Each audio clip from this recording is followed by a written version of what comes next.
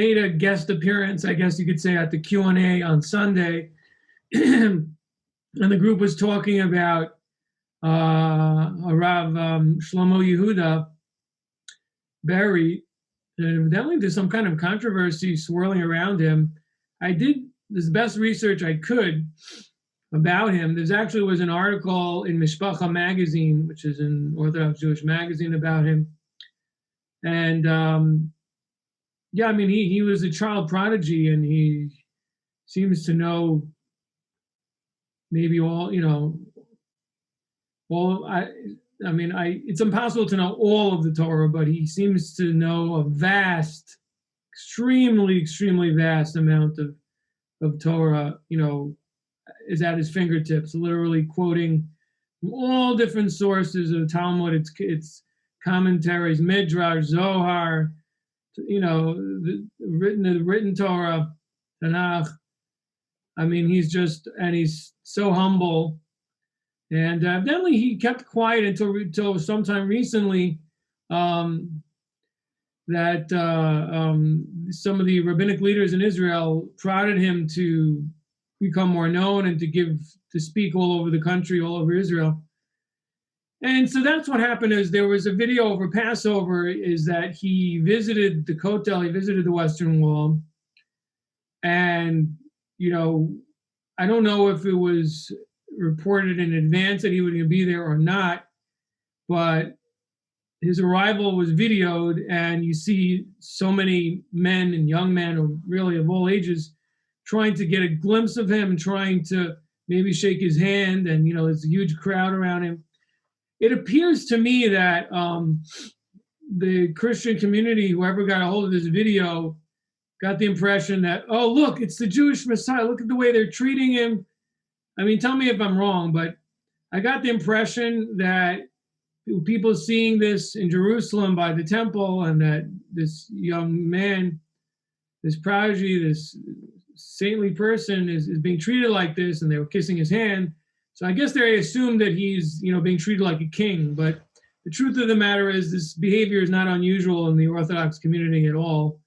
For the greatest scholars of the generation, and people who become known as both for their study and their exemplary and almost almost superhuman abilities in study and exemplary character, is not uncommon for them to be treated this way. Also, it seems that he's also become known that his blessings also come to fruition, or that that he gives blessings and that they come true. So someone like this, again, this is really nothing new to our community. I mean, there's been, in every generation, there are leaders, there are people like this. So, no, I didn't hear any talk that he's the Messiah. Could he be the Messiah? I hope he is. I mean, as far as I'm concerned, yeah, let it happen. I mean, if him or another tzaddik, but I don't see any talk among his, anything of his students or himself, or I don't know where this came from. I think someone made it up. I mean, if you have any knowledge on this that I'm unaware of, that his students or someone said, I don't see any of that. It's not been, because believe me, it would be reported in the Jewish news, and he probably would have been shunned, to be honest with you. If he would say he's the Messiah, he probably would have been outright rejected. Most likely, certainly there'd be a lot of skepticism about it. Although, who knows? I mean, he's a person who seems to unify.